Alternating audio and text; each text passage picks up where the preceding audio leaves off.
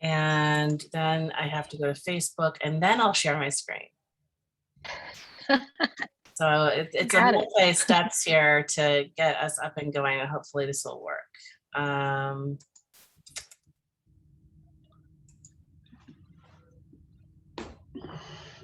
that looks like it's going. So now I can share my screen. And here we go. Okay. Welcome, everyone. Hopefully my slides will show up. There they are. I'm Lucy Gray, and this is Actionable Innovations Conversations.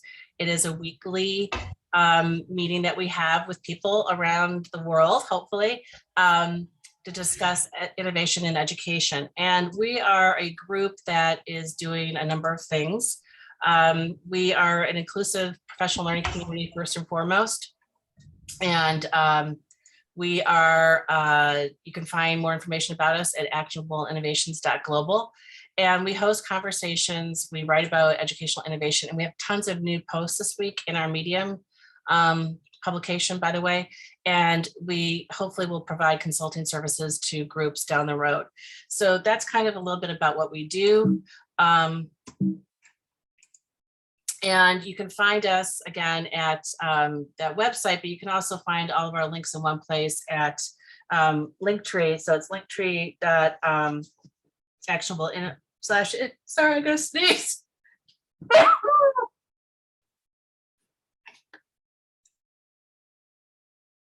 All right, okay, let's try that again. So you can find us at Linktree, and here's the link to it, and all of our important links are here, including the link to our Medium publication where Don has been writing, and we have some new contributors this week.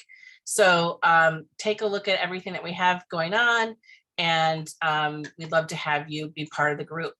Today, we're going to meet Kristin Daniels of Catapult Ed, who has been interested in our group, and we've been having some conversations. And last week she came to the meeting and joined us, and her work sounds really fascinating. So I've asked her today to tell us a little bit more about what she does and what she's seen in schools and that sort of thing. And then she'll present for maybe 20 minutes, half an hour, whatever it is. And then we'll have a little bit of Q&A, and we can discuss her work and ply her with our questions. So without further ado, I'm going to turn this over to Kristin and stop sharing, and we'll get started with her presentation. Thanks, Kristin, for coming today. Well, thanks for having me, and thanks everyone. Great to meet some of you in the beginning, and look forward to the conversations. So as Lucy said, I actually just started a company called Catapult Ed, and launched in June. It's been really a fun adventure. I've been telling people that I'm very open right now. And so for anyone that's ever done, any consulting or starting their own business, that like being open is like open to conversations and opportunities, which also means like open to ups and open to downs. And so I'm really excited to get your feedback on what I'm doing. My background is I'm a licensed educator, and I was actually Chicago Public Schools was my first job. I lived in Chicago and then moved back to Minnesota, which is where I'm from. In very quickly, I would say like in 2006, I moved out of the classroom into what was a new role for the school I was in, and sort of a new thing, I think, across the country with technology. So technology integration support consultant. And so that's really what I've been doing. In a later part of my work in the schools and districts, I moved into an innovation role where I was really able to create my own programming and, create a process by which the staff and the students in my own district were able to bring ideas and solutions to fruition. And that's really where the work I'm going to share with you comes from. So I'm going to share my screen. I have a bunch of windows open, and I just have had some, the wind must be blowing the wrong way by my house. I usually don't have calls drop, but if I do, I'll be back. But who knows what's going to happen. And I'm not going to do like a formal presentation. I do have a slide deck that's just there to help guide some of my conversation. And to help me explain to you what Catapult Ed is and what I'm doing. And again, looking forward to feedback. And So I'm going to just jump here. So I am from Minnesota, and the work that I'm doing right now stemmed from an innovation cohort that I was in Minnesota. It was a collaboration of a number of districts.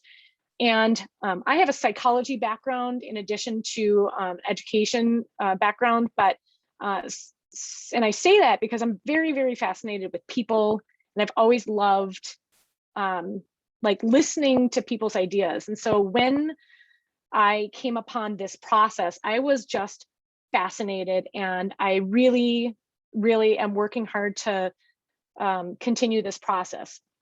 So what it is it's a combination of human-centered design. So Don, can't wait to talk to you about that. Open innovation and lean methodologies. And the way this worked was this cohort of districts basically had they were refining this concept of bringing these three entities together into the schools and into their own districts. And the really, really unique part about that was the open innovation and the lean methodologies. So human-centered design had been around and people were using it in problem solving in schools, but open innovation, and I can't wait to talk to you about that because that's one of my favorite parts, and also lean methodologies. I've never seen lean methodologies applied in a systematic way in a school district before. And I realized that this entire process required intention in order to get results. So assuming many of you are familiar with human-centered design or design thinking, and it's like I had mentioned, it's been integrated into problem solving in not only at district levels, but in classrooms as well. And the main idea is that, in order to solve a problem, you really need to understand it first. And so human-centered design begins with empathizing and really, really defining what the problem is that you're trying to solve, ideating for those solutions. And then before implementing at a large scale, you really have to test them and validate them.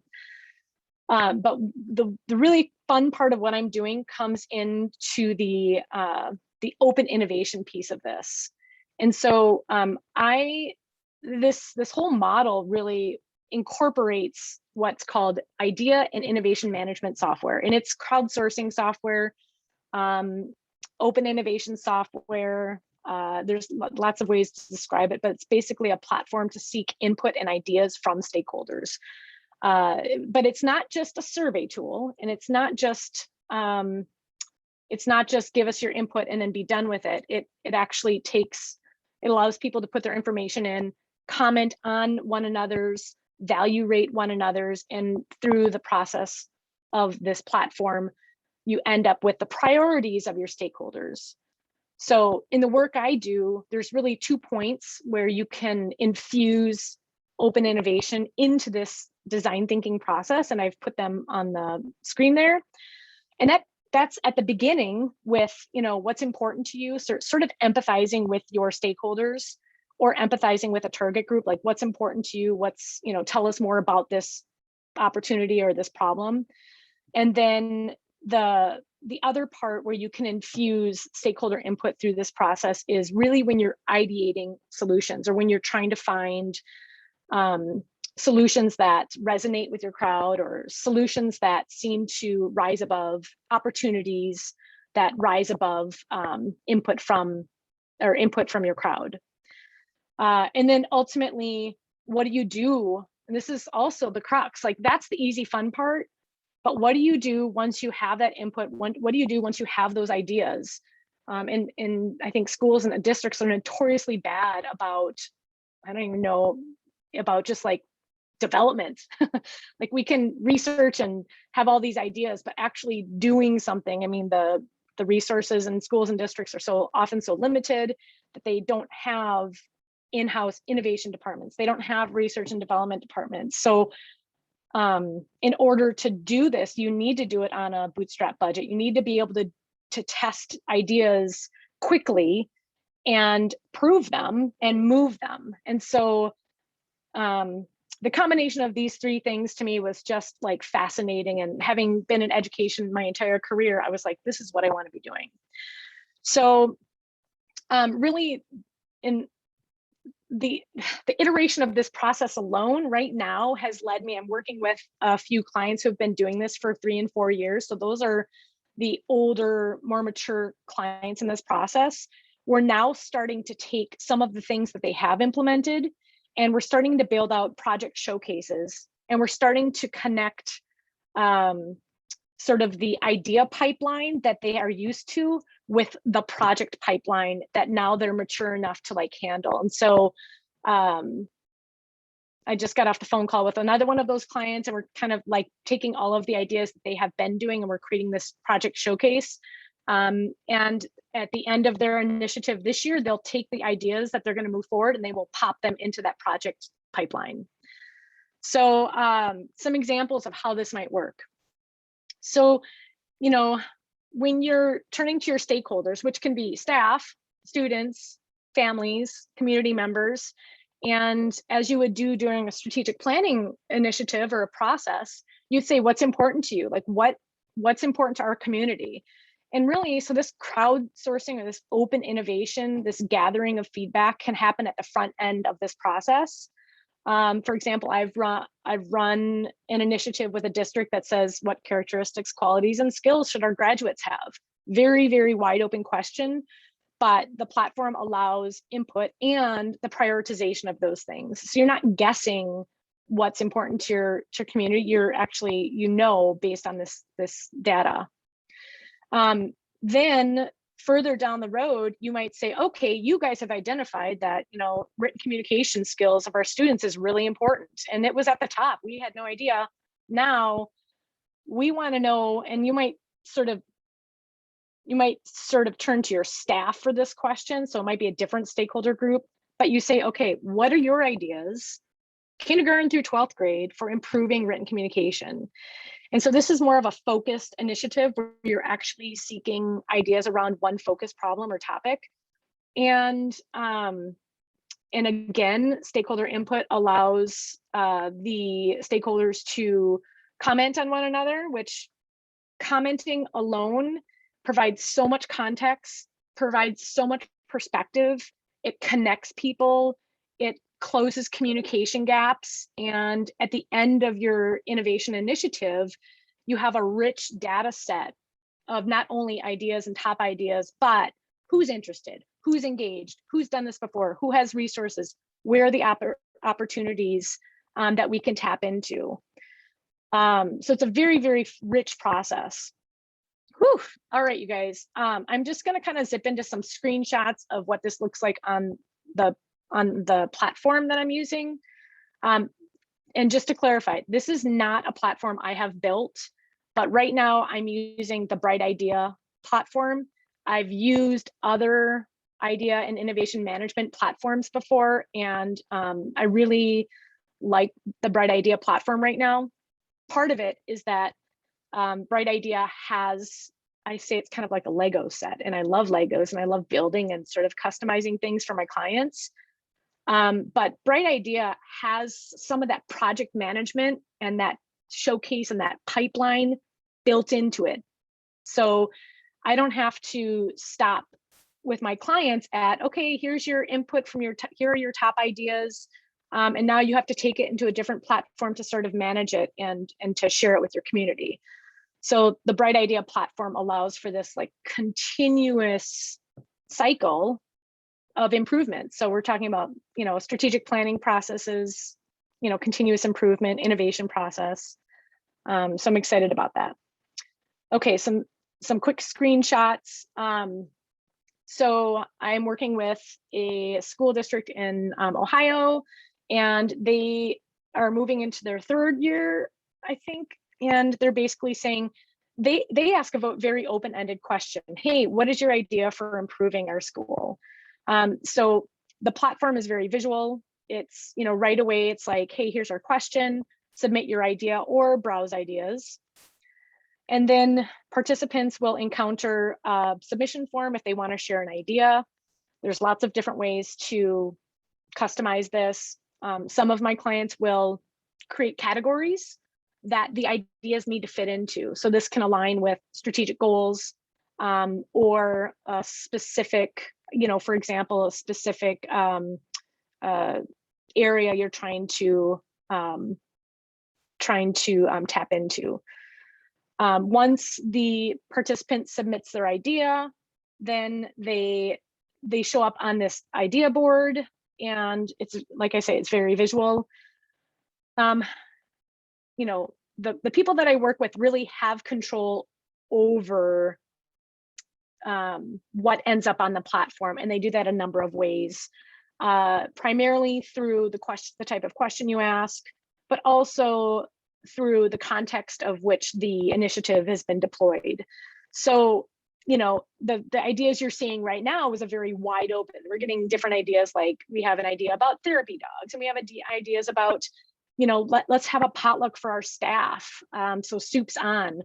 Again, that's a very broad scope, but also there's like bring back freshman mentors, which is all around like creating a freshman mentor program.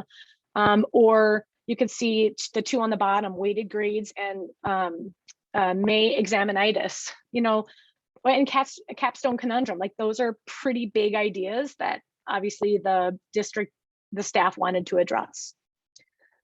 Okay, the crowd or the open innovation part of this allows, let me explain what you're seeing here. So this is what we call our pipeline view. And my clients could set up a pipeline so that ideas actually move through the pipeline based on two things: crowd input or an expert panel input. And so the goal is for the combination of those two to actually identify the top ideas that are either really, really well loved by the crowd or validated by the expert panel. So from left to right, you can see you go from an idea that's submitted to gathering feedback to crowd validated and ultimately to selected. Again, this is all customizable, but as I mentioned, you're really looking at what is the crowd saying. And so we set thresholds with our ideas. So for example, gathering feedback might be, hey, these ideas have 5 votes or 5 likes, and they have 5 comments. So obviously they're getting feedback. And then the crowd validated stage could be, the thresholds could be just that higher. So now we have 40 votes and 25 comments. So that's really that automated crowd input process. Literally, as those things happen, those ideas will shift steps, which is really fun to watch. But to put safety guards in place, you know, my clients will put in place what we call review tools or evaluation tools. And this is where you can get experts involved, community involved, to ultimately identify the ideas that align with the question, align with the needs of the organization, and just like in corporate America, are going to benefit the end goals of the school or district. I think I have a couple more screenshots. Oh, here's the pipeline. Super excited about this. So this is the same school, and now the incubator pipeline is basically those top ideas that you may have seen in the screen before, but now they are placed in the pipeline at the stage that they're in.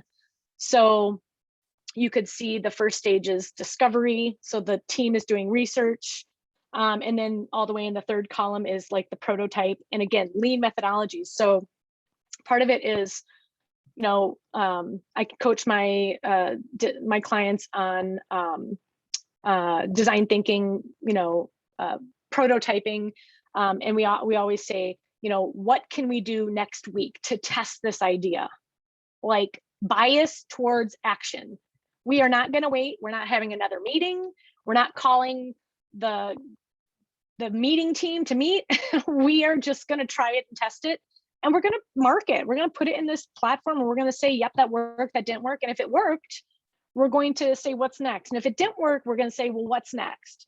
And so ideas don't die behind closed doors. You know, it's just a really transparent way to show, I don't know, to get people engaged, to improve ownership, and also distribute leadership across your organization, because it's certainly not the administrators that are launching all these programs or projects. So I'm gonna actually, I talked about freshman mentors before. So, part of what we can do is build into this pipeline checkpoints where the design team is going to add in information. And then ultimately what we want to see is an implementation or a testing. So this actually did happen, even, in the pandemic. And this came out of one of their idea hunts is what they called it. So the culture implications of this, it takes time. It doesn't happen overnight. But what I've seen with my schools and districts is that there's a significant shift in, what people think is possible, especially with students.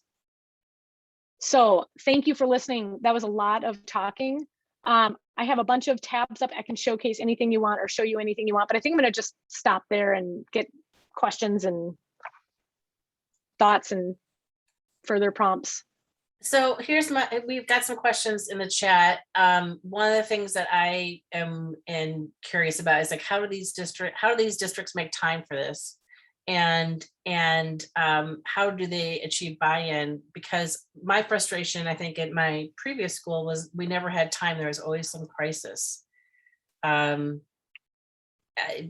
be able to dive into something. If we were really interested in moving things forward, I think we would have carved in that time somehow.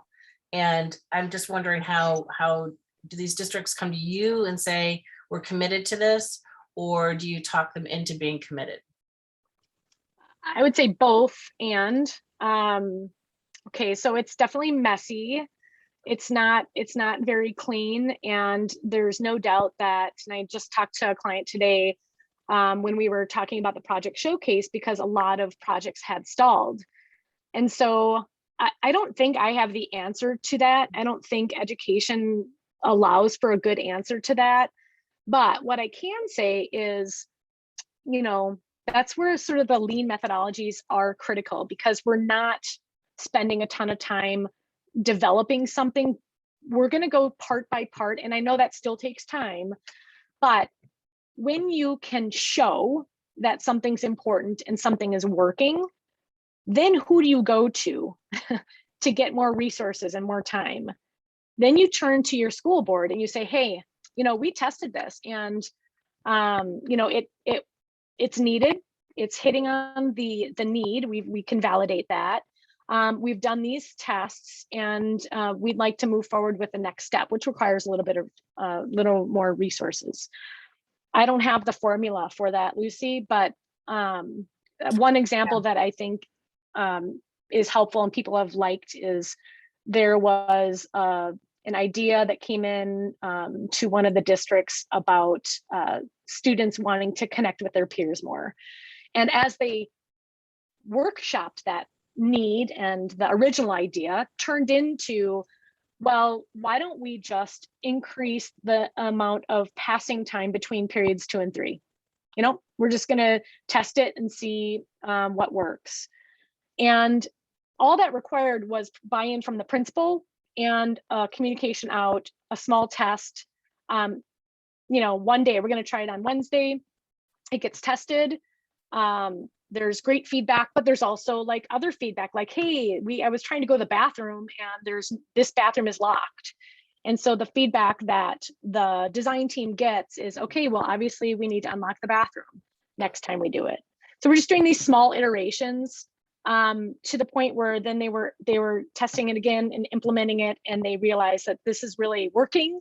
There's great feedback. It's it's allowing students to connect, and so there's fewer disruptions in class because they've had that moment to connect. And so it just gets kind of iterated little by little. Yeah, I guess I'm really curious as to how districts get.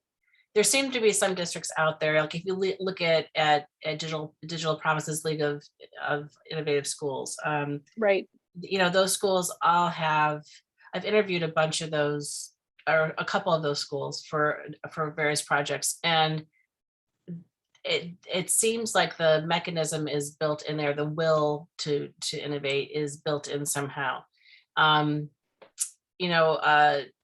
Another example here in Illinois is Barrington 220 has always been pretty innovative.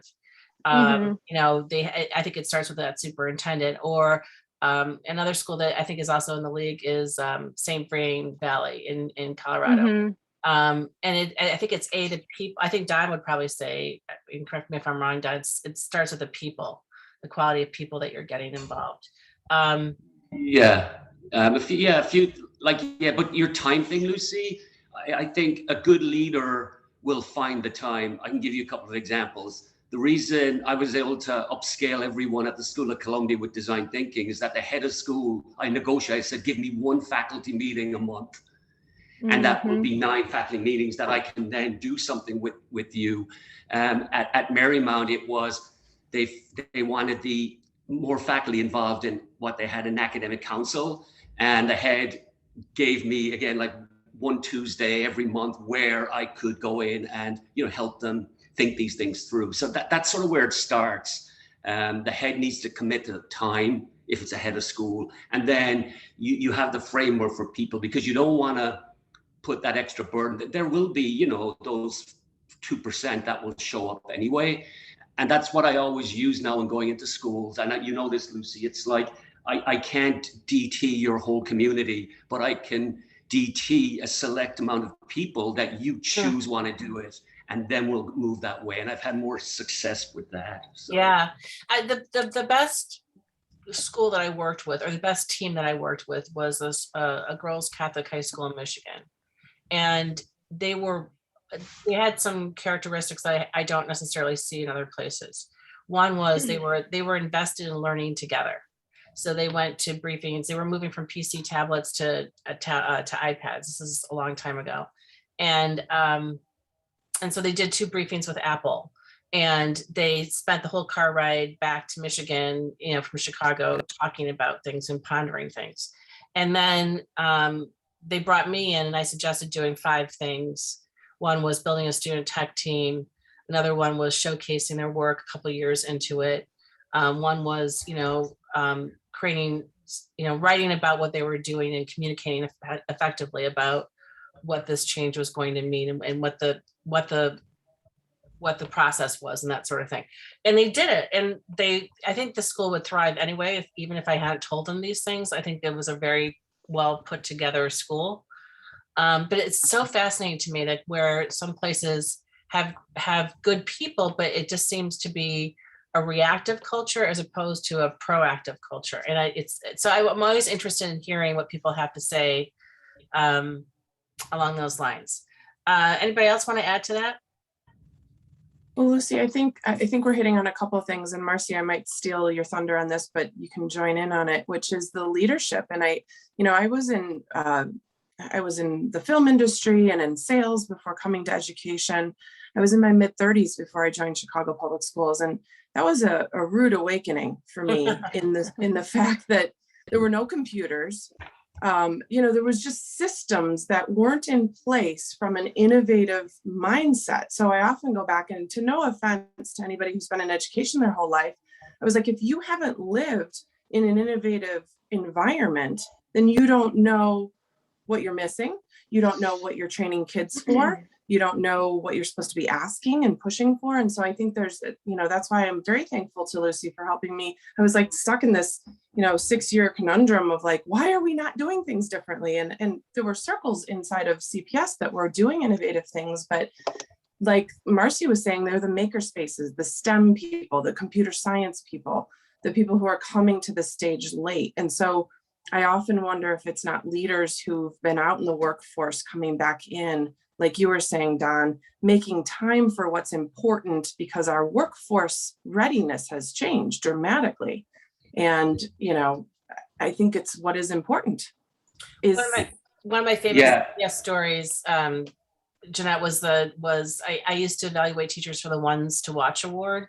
Mm-hmm. So I traveled all over the city and interviewed these people. And one of them, I think it was Bogan or Bowen. I think it's Bogan. My dad went Bowen, and I always get them mixed up. And it was a principal who had she'd gotten on Twitter, and she had gotten connected to people, and she had gone to this conference out in Portland that I know of. And she was on fire as a result. And so she had seen that, she had had that outside thing. And Don and I talk about this all the time. How do you bring the outside in?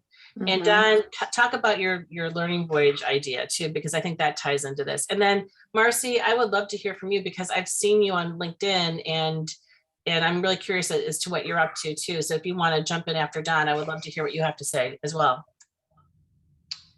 The learning voyages, Lucy, yeah. Yeah. Oh, so well, Kristin, it was on your chart. You know, like the first step of solving any problem is inspiration, and making room for that. And how do you get inspired? And I actually facilitated what was it, a networking event, Lucy, the other day for who were these people again? They're like, they were global education people. So a lot of policy people, but running nonprofits in particularly New York and DC. Yeah, and so my opener was, what's the last thing that inspired you? You know, and I gave them examples. It could be a quotation, it could be a Mark Ronson documentary, it could have been this movie. You know, it doesn't matter. It could have been, out in Coney Island last Sunday I saw. The leader of the organization said, you know, you're creative, you know, I get you do this all the time and have made time, but how do executives, all of these executives and all these organizations how can they do this? And my answer is, you have to find 10 minutes, because if you're not inspired, how can you expect everyone else to be inspired below it? And that leads into, how do I inspire my students? So the class I teach at Columbia, I think I'm in my 10th year with it, but when they asked me to teach it, what I pitched to them was that it's 15 classes of 2 hours each. And I pitched to them, I said, how about this? The 15 classes are in 15 different locations, because what I wanted was to push the students outside of their comfort, bring them into a new environment. And they said, no, we can't do that.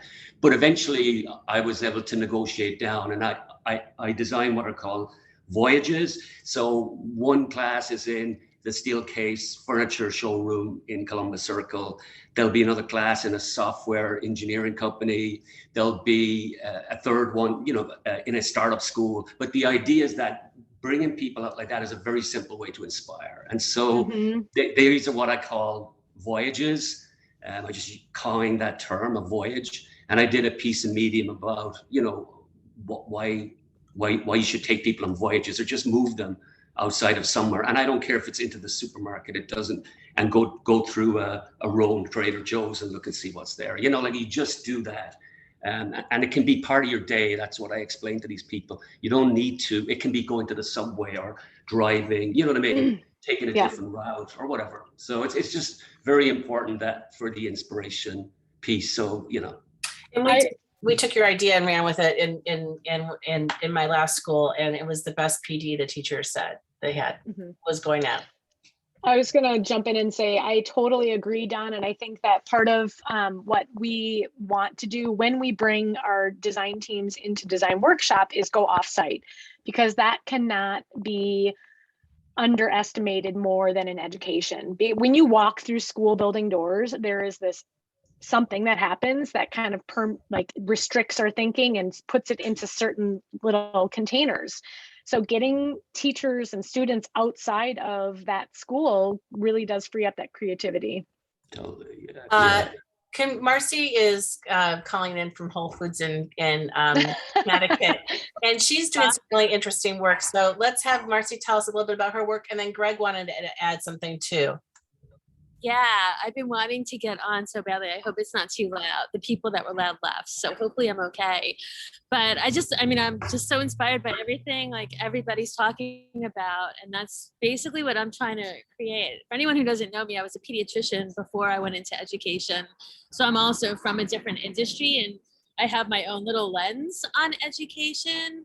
But I feel like tying it to the real world is absolutely 100% critical, because we're not training our kids to be students. We're training our kids to be adults in the real world. So why are we taking them out of like a completely organic, natural living environment and sticking them in a cube and telling them to learn how to survive out in the world? It seems very counterintuitive to me, when they can go out in the world and actually learn what they need to in the real world.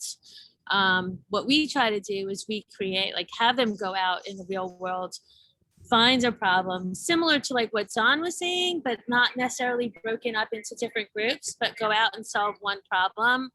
But some kids will do that through computer science, and some kids in the same group will do that through art and design, and some will do it through math or engineering. And there's so many different facets to a problem. Rather than having like 10 different problems, have one problem, but let every kid find their place where they feel powerful and, you know, good at that particular area, and bring that.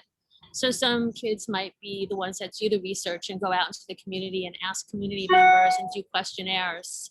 And somebody else might actually do all that data analysis, and someone else might put it on the computer. And that's how like all the kids with all different skill sets can take ownership in the same projects, but they also learn how to work together with other students. Just as a complete aside, my son's a freshman now in engineering who was always afraid of coding. And he's now learned how to code in his first semester. And he's like, you know what? I know CAD really well. And there's a lot of engineer students that don't know CAD at all. So I don't feel that bad not knowing coding.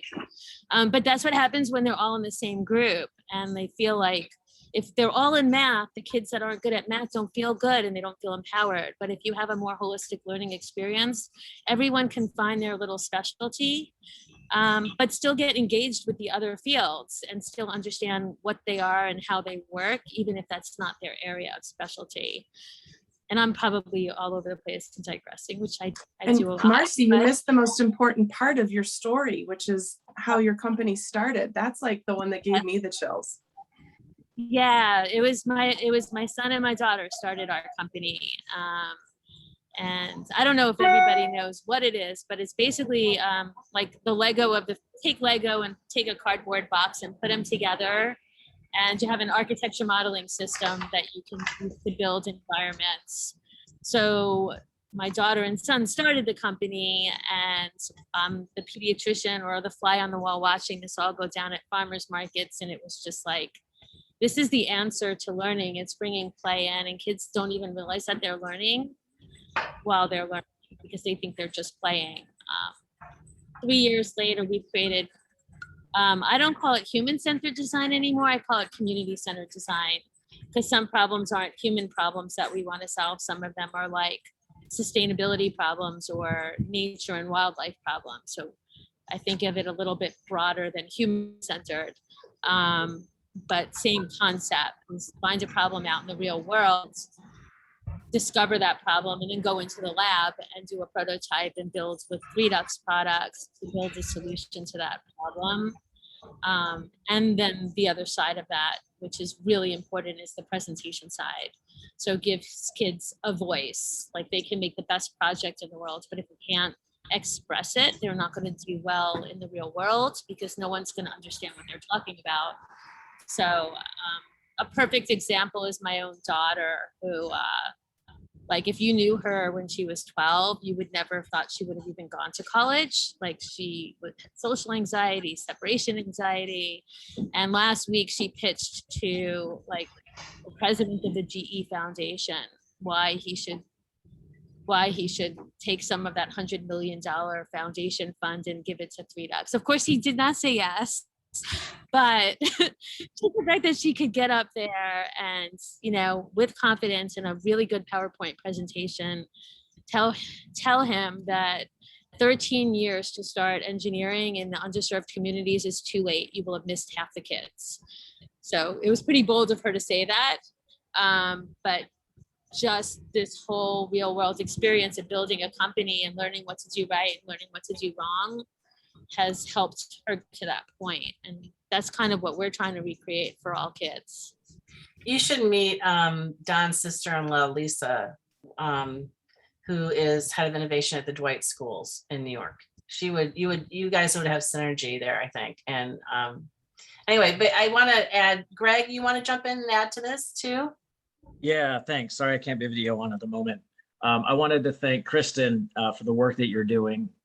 It sounds excellent. And Dr. Klein also, thanks for painting that moonshot perspective. And I think that's what we all that type of work and that type of customization to children is what we're all aiming for.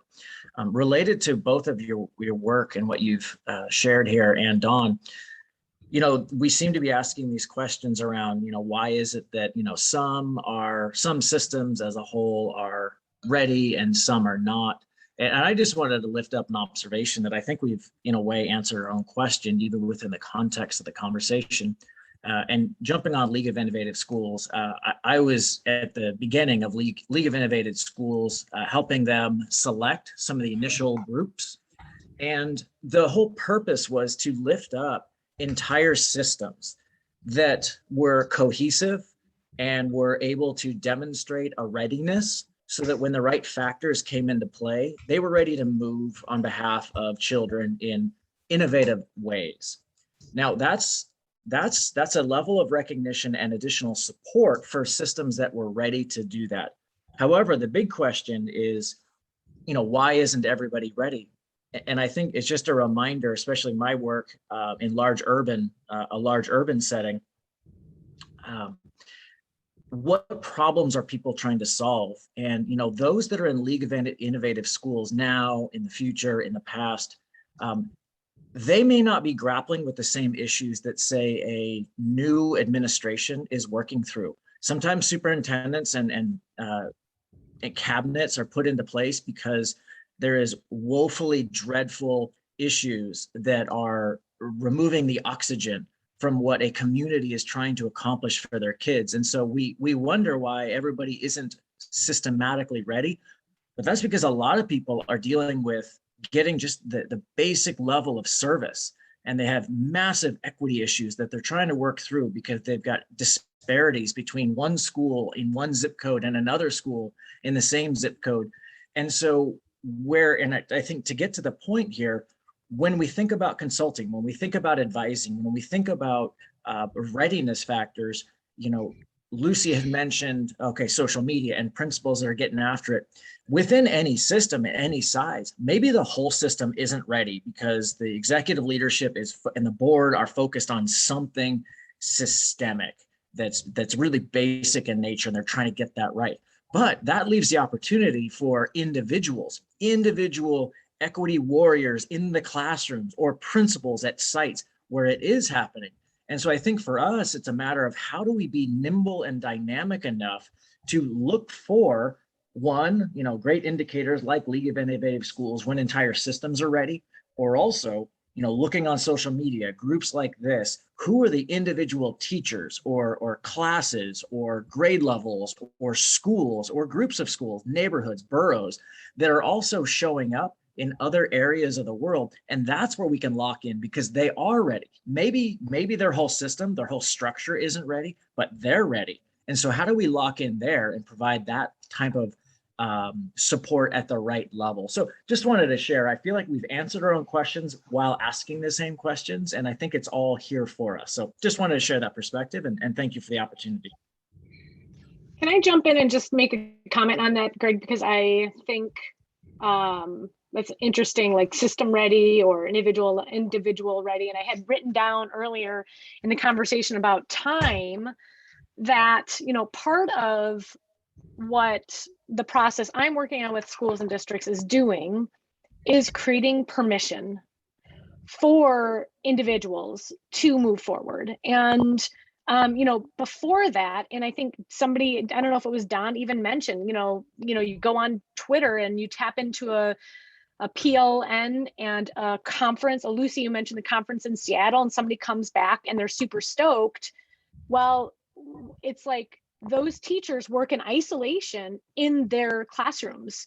They don't even tell their schools or their districts what they're doing because they're afraid of being squashed. So how can we create a system of permission for individual innovators within a school who's not ready, or a system or a district who's not systemically ready for big innovation? How can we build that? How can we build capacity? And I think, you know, to the time question also, part of what helps is when innovation is driven by the individual's ideas and driven by connecting staff or students together to be motivated together, then they're more willing to put in time than they are if it comes from a top down or a request from an administrator to do something. So sort of like same bird, two stones, or yeah, something like that. Two stones, one bird, two birds, one stone. Yeah. What I've heard is feed two birds with one seed. That's the way that's Oh. been. My son would like Gently that and because he doesn't kindly. like when we kill birds. So he's always like, Mom, don't say kill two birds. I'm going to use that one. That's good. I love this. I love this conversation. This is great. And what I was hoping with actionable innovations was that we'd have conversations like this that would help our thinking evolve individually and as a group.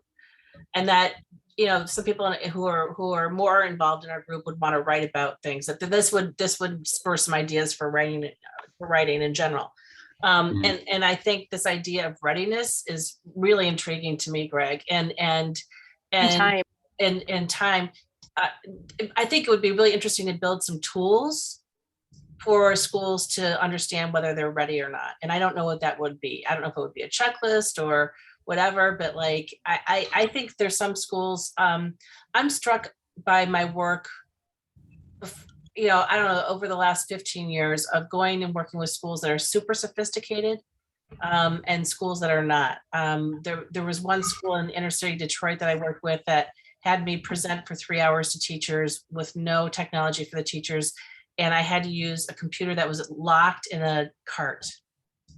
It was, I have never seen anything like it. Or when I worked in a school, I did a training in rural Colorado, and they had just gotten their first set of Chromebooks in the school district. This is a while ago. And they really hadn't had a lot of connectivity there in general. It was way south past Pueblo, I think. So I think we're all over the place in the US. I don't think that the situations have changed that much.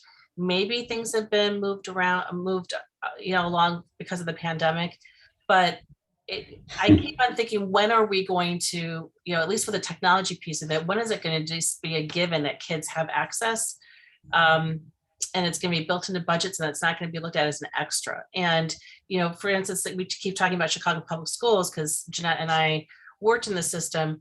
It shouldn't be an option. It shouldn't be optional. And it shouldn't be just providing devices to the kids that can't afford them.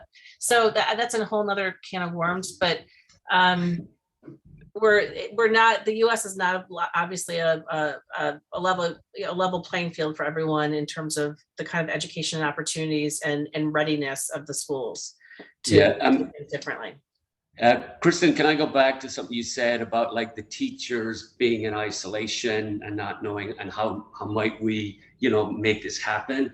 One of my TC Columbia students last year, who was very creative and enthusiastic, and was discouraged and told off for being different by the principal, apparently. She said, Don, this is what was going on. I had to move. They wouldn't let me do this. So that was one aspect. And the second thing is, because I've worked with more independent schools than private, what I've noticed is that independent school heads reward teachers for being different and want it. And so again, that's the leader, because they pride themselves in differentiation because they have to, because that's the market they're in, right? If you have, 5 girls' schools within 10 blocks in New York, they're all competing for, pool of students.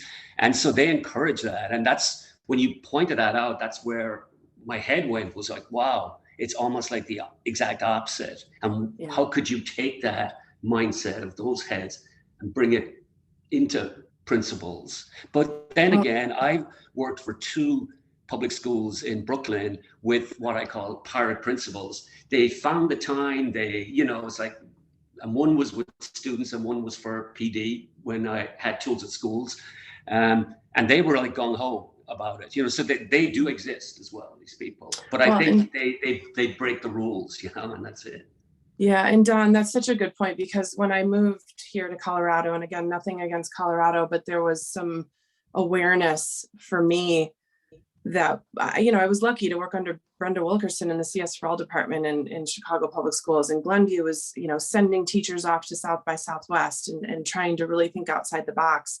So in coming here, what I realized was innovation was a bad word in some capacity. And it really came down to, I approached the superintendent that first year and I said, Rico, you know, I need to understand why I'm seeing what I'm seeing. And he said, well, you know, certain kids aren't ready for innovation, right? And Lucy, roll your eyes, please, and do something about this, because I almost punched him.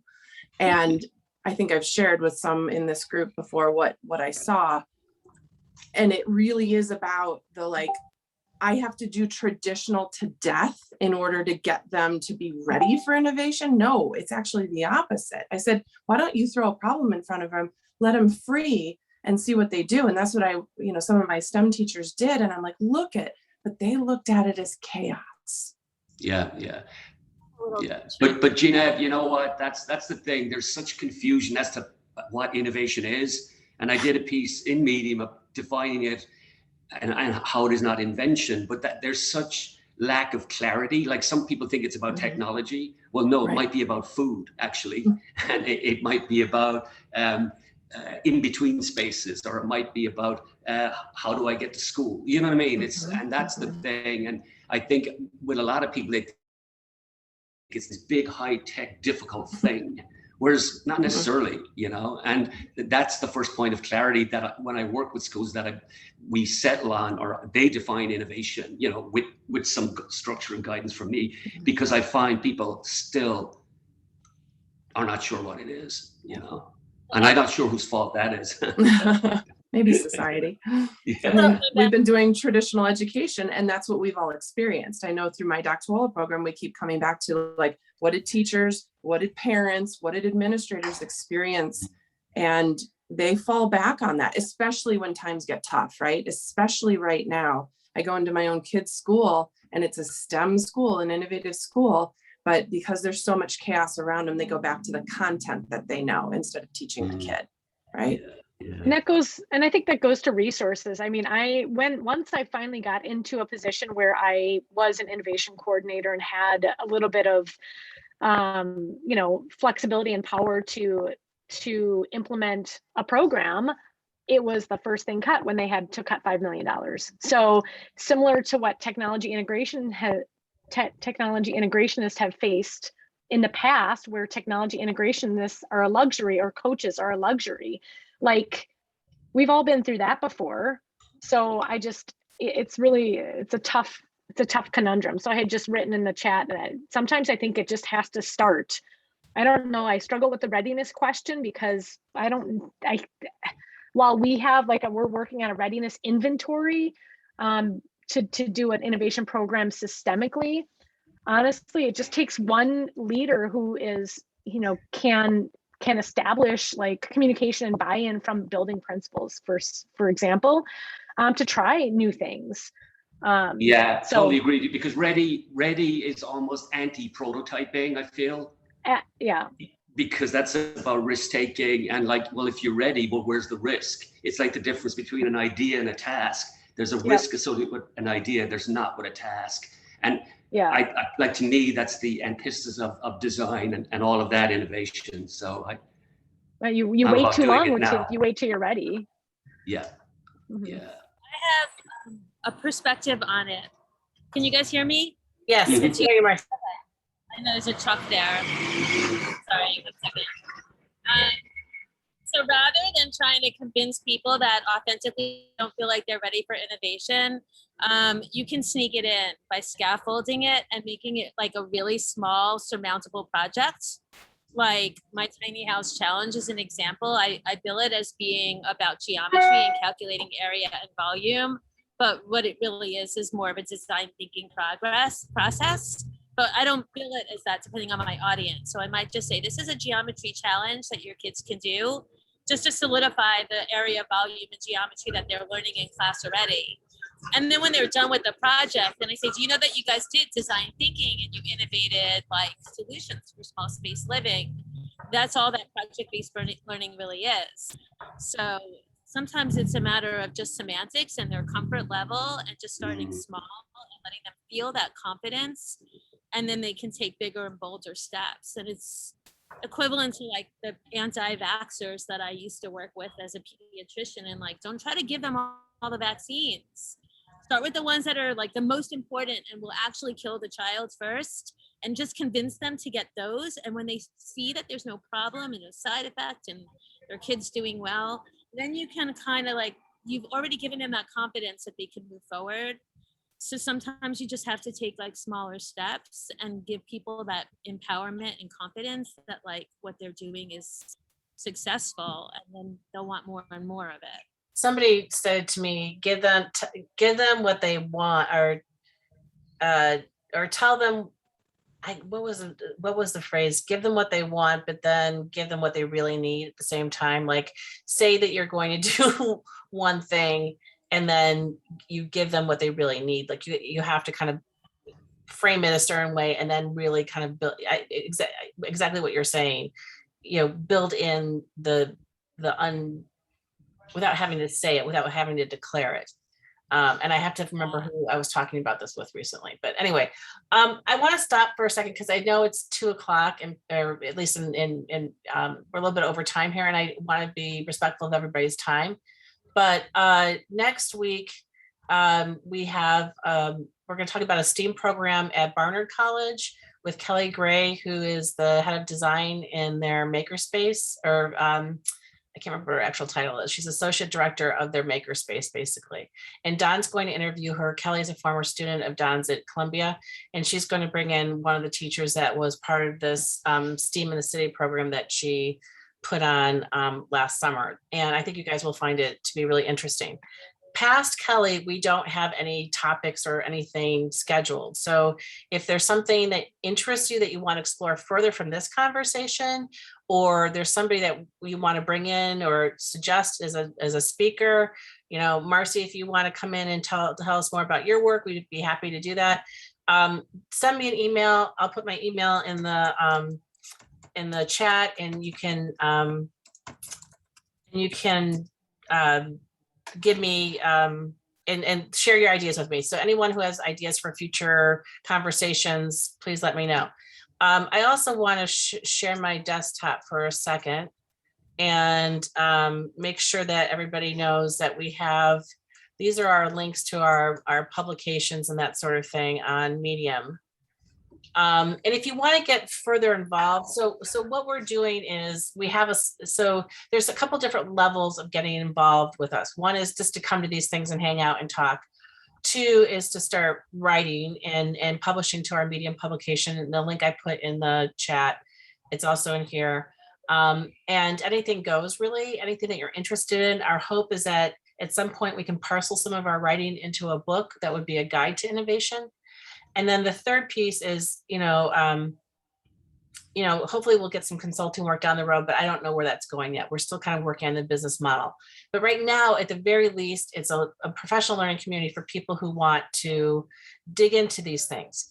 If you want to get involved with the behind the scenes Slack group, we really feel that sharing is important. So as part of this learning process together.